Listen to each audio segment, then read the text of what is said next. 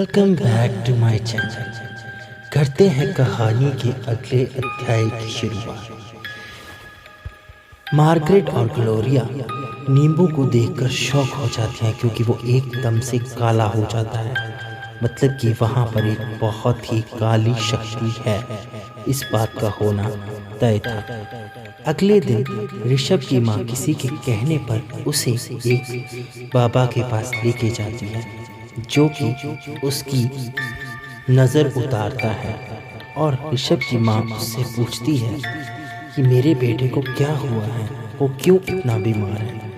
तब वो बाबा एक परात में कितना सारा पानी डालता है और उसमें सिंदूर डालकर कोई मंत्र पढ़ता है, जिससे उस परात में ऋषभ के साथ साथ एक और काला घना साया दिखना शुरू हो जाता है, जिसकी आंखें पूरी सफ़ेद थी और होठ भी एकदम सफ़ेद से।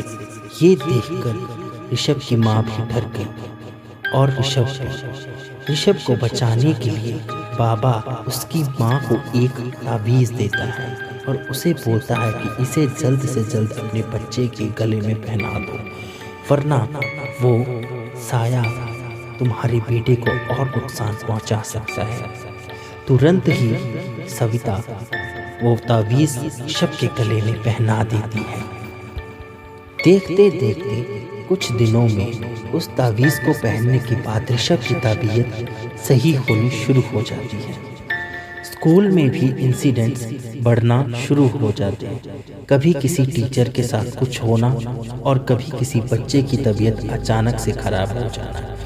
कुछ हफ्तों बाद ऋषभ जब पूरी तरीके से ठीक हो जाता है बीमारी से, तो वो स्कूल वापस आ जाता है। उस दिन होता कुछ यूं है कि उनकी टीचर पारोमिता, जो क्लास में पढ़ा रही थी, उसको एकदम बहुत अजीब सा कुछ फील हुआ। वो ब्लैक बोर्ड पे कुछ लिखती है। लिखते लिखते अचानक से उसे अपने पीछे एक घना सन्नाटा पसरा हुआ सुनाई देता है। वो एकदम से घबरा जाती है कि मैं कहाँ खड़ी हूँ। वो जैसे ही पीछे घूम कर देखती है तो क्लास में कोई बच्चा नहीं होता। वो एकदम से आंखें बंद कर लेती है, डर के मारे घबरा जाती है और ब्लैक बोर्ड की तरफ चेहरा कर लेती है। जब दोबारा वो चेहरा घुमाती है तो फिर बच्चे वहीं होते हैं। ये देखकर पारोमिता थोड़ा डर जाती है, ये क्या हो रहा है। और बाकी बच्चे भी कुछ ना कुछ शिकायत पारोमिता से कर ही रहे थे कि जैसे उन्होंने स्कूल के वॉशरूम में किसी को नहाते हुए देखा है। वॉशरूम की टैप्स में से अपने आप पानी बहता था जबकि वो बंद होती थी। कॉरिडोर में कोई जोर जोर से भागता था। ये सब बातें पारोमिता को बहुत तंग करने लगती हैं। वो ऋषभ को अपने साथ लेके मार्गरेट के ऑफिस की तरफ बढ़ती है, क्योंकि ऋषभ उस क्लास का मॉनिटर था। जैसे ही वो दोनों प्रिंसिपल मार्गरेट के कमरे की तरफ बढ़ रहे होते हैं कि अचानक उनको एक आवाज़ सुनाई देती है, जहाँ पर मार्गरेट और ग्लोरिया आपस में कुछ बात कर रहे थे। ग्लोरिया मार्गरेट को कहती है कि मुझे पूरा शक है कि ये आत्मा मैथ्यू की ही है। तुमने जो मैथ्यू के साथ किया था, मेरे को लगता है कि अब उसका बदला लेने वो आया है और तुम्हें अपने साथ वो लेकर ही जाएगा। तभी कहानी की शुरुआत होती है, जहाँ मार्गरेट ग्लोरिया को अपने पास्ट के बारे में बताना शुरू करती है, क्योंकि आज तक ग्लोरिया को मार्गरेट ने पूरी तरीके से कुछ नहीं बताया था। ग्लोरिया को सिर्फ इतना पता था कि इसने मैथ्यू नाम के इंसान के साथ कुछ गलत किया था। तो मार्गरेट बताती है कि मैथ्यू और वो हस्बैंड वाइफ थे। मैथ्यू के पेरेंट्स नहीं थे, वो एक अनाथालय में रहता था और मार्गरेट और उसके पेरेंट्स उस अनाथालय में कुछ ना कुछ देने के लिए हर महीने जाते थे। इसी सब में मार्गरेट को मैथ्यू पसंद आना शुरू हो गया। मार्गरेट ने अपने पिता से बात की। मार्गरेट के पिता भी बहुत खुली सोच के थे। उनको इससे कोई फर्क नहीं पड़ा कि मैथ्यू अनाथ है, उसके पेरेंट्स नहीं हैं। वो मैथ्यू के साथ मार्गरेट की शादी कर देता है और प्रॉपर्टी का एक बहुत बड़ा हिस्सा मार्गरेट के नाम कर जाता है। कुछ दिन बाद मैथ्यू चेंज होना शुरू हो जाता है। शादी से पहले तो बहुत अच्छा था, लेकिन शादी के बाद मैथ्यू बदल सा जाता है। वो शराब, जुए, इन सब में लग जाता है। इसी बीच मार्गरेट के पापा की डेथ हार्ट अटैक से हो जाती है। मैथ्यू को उसका एक फ्रेंड सलाह देता है कि तुम्हारी जो जगह है, तुम्हें इतनी बड़ी प्रॉपर्टी का हिस्सा मिला है, तुम्हें उसे यूज़ करना चाहिए। तुम्हें वहाँ पर एक डांस बार और बियर बार खोलना चाहिए, जो कि ये शहर का मेन एरिया है। यहाँ पर काफ़ी कस्टमर्स आएंगे। ये बात मैथ्यू को काफ़ी अच्छी लगती है और वो मार्गरेट से जाकर ये बात कहता है कि मैं यहाँ पर डांस बार, बियर बार खोलना चाहता हूँ। मार्गरेट को ये बात बहुत बुरी लगती है, क्योंकि मार्गरेट शुरू से ही एक नरम दिल वाली और अच्छी विचारों वाली औरत थी। वो चाहती थी कि यहाँ पर कोई बियर बार या कुछ ऐसा ना खुले। वो चाहती थी कि यहाँ पर एक स्कूल खुले, ताकि जो बच्चे गरीब हैं, जिनके पास पढ़ाई के लिए पैसे नहीं हैं, उनको मुफ्त वहाँ पर शिक्षा दी जाए। तो इस बात पर मैथ्यू और मार्गरेट की बहस होती है। मैथ्यू गुस्से में आकर मार्गरेट को थप्पड़ लगाता है, उसको पीटना शुरू कर देता है। मार्गरेट को इस बात पर बहुत गुस्सा आता है कि वो एक गलत चीज़ को करने के लिए उसे पीट रहा है। वहाँ पर शराब और बियर बार खोलना चाहता है, जिससे बहुत लोगों की ज़िंदगी बर्बाद हो सकती है। मार्गरेट को गुस्सा आता है। दोनों में बहस इतनी ज़्यादा बढ़ जाती है कि मार्गरेट गुस्से में आकर मैथ्यू के सर पे एक बहुत बड़ा फ्लावर वास मार देती है, जिससे मैथ्यू के सर से खून बहना शुरू हो जाता है और मैथ्यू की ऑन टाइम डेथ हो जाती है। उस वक्त रात के 12 बजे थे। आसपास सन्नाटा छाया हुआ था और वो ज़मीन जिसके लिए ये लोग झगड़ा कर रहे थे, वो इनके घर के बिल्कुल साथ में ही थी। मार्गरेट ये सब होने के बाद बहुत डर जाती है कि अब मैं क्या करूं। तब उसके दिमाग में ख्याल आता है कि इस लाश को मैं वहीं पर पास की जो ज़मीन है, जहाँ पे स्कूल बनाने वाली थी, वहाँ पे उसकी लाश को दबा देती है और आस पड़ोस के लोगों को कहती है कि मेरा हस्बैंड बाहर काम करने के लिए गया है, कहीं दूर शिपिंग के लिए गया है।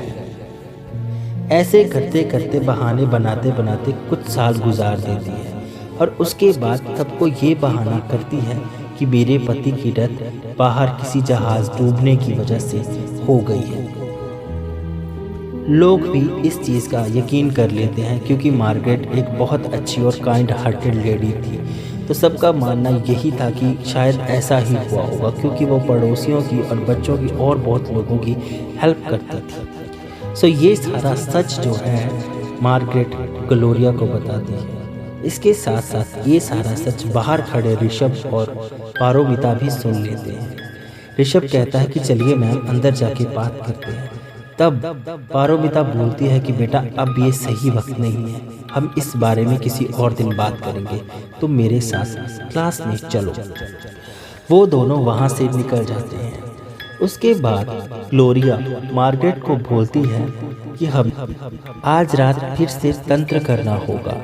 मैं दोबारा से पूजा बोर्ड्स के जरिए मैथ्यू की आत्मा को दोबारा बुलाऊंगी और उससे रिक्वेस्ट करूंगी कि वो ये जगह छोड़ के चला जाए। मैथ्यू की आत्मा उसी जगह, उसी रूम में थी जहां पर ऋषभ का क्लासरूम था, वहीं पर उसको मार के दबाया गया था। सो रात के 12 बजे ouija बोर्ड के जरिए मैथ्यू की आत्मा को बुलाया जाता है। पहले तो कुछ नहीं होता, कैंडल्स को जलाया जाता है और एक कॉइन सेंटर में रखा जाता है और कुछ चैंटिंग ग्लोरिया करती है। धीमे धीमे करके कमरे की हवा बदलना शुरू हो जाती है, कैंडल्स बुझ जाती है और सामने वाली खिड़की एकदम से तेज हवा से खुलती है और वहां पर आ जाता है मैथ्यू और पूछता है, तुमने मुझे क्यों बुलाया?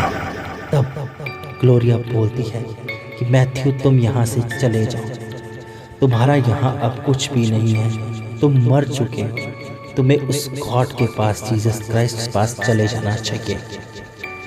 मैथ्यू बोलता है कि मेरी आत्मा को तब तक शांति नहीं मिलेगी जब तक मार्गरेट नहीं मरेगी।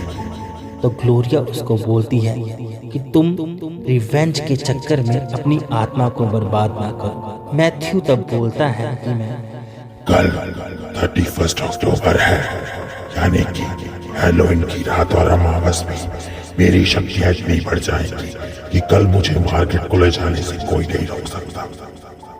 ये कहकर मैथ्यू वहां से धुएं की तरह गायब हो जाता है।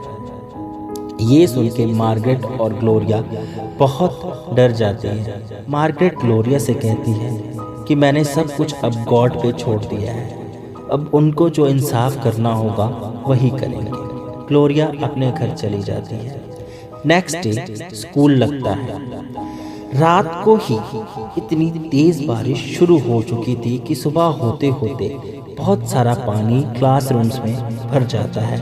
स्कूल के बहुत सारे बच्चे डूबने की कगार पे आ जाते हैं। ये सब ग्लोरिया और मार्गरेट भी देख रहे होते हैं। मार्गरेट और ग्लोरिया बहुत डर जाते हैं। तभी ग्लोरिया मार्गरेट को बोलती है कि इस वक्त तुम ही हो जो इन बच्चों को बचा सकती है।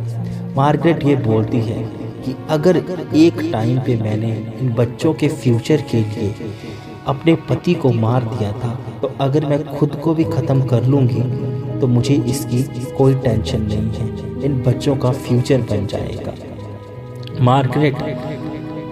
मार्गरेट के ऑफिस में भी पानी भरना शुरू हो जाता। स्कूल के बच्चे भी ऑलमोस्ट डूबना शुरू होते हैं। तभी मार्गरेट जोर जोर से चिल्ला के मैथ्यू की आत्मा को बुलाती है और कहती है कि हे मैथ्यू, अगर तुम्हें किसी को मारना ही है, किसी से रिवेंज लेना ही है, तो तुम मुझसे लो। इन भोले भाले बच्चों ने तुम्हारा कुछ नहीं बिगाड़ा। मुझे अपने साथ ले जाओ और इन बच्चों को छोड़ दो, मैं तुमसे रिक्वेस्ट करती हूँ। तभी पानी में भी एक बहुत बड़ा पानी का वंडर मार्गरेट के कमरे में आता है, जिसमें उसे मैथ्यू की शक्ल दिखाई देती है और वो उसे अपने लपेटे में ले जाता है। इतना होने की देर होती ही है कि सारे क्लासरूम्स में से पानी धीरे धीरे कम होना शुरू हो जाता है और बारिश भी कम हो जाती है। सारे बच्चे सेफ होते हैं, ग्लोरिया भी बच जाती है। मानो जैसे कि आसमान में से कोई काला साया हट गया हो और सूरज की एक नई किरण आ गई हो। लेकिन सैड बात ये थी कि मार्गरेट प्रिंसिपल अब हम लोगों के बीच में नहीं रही। सो ये थी आज की स्टोरी, बदले की, भलाई की और सैक्रिफाइस की। कैसी लगी आपको ये स्टोरी ज़रूर बताइएगा। और ऐसी और बहुत सी स्टोरियाँ आने वाले समय में आएंगी। So please do like, subscribe, press the bell icon.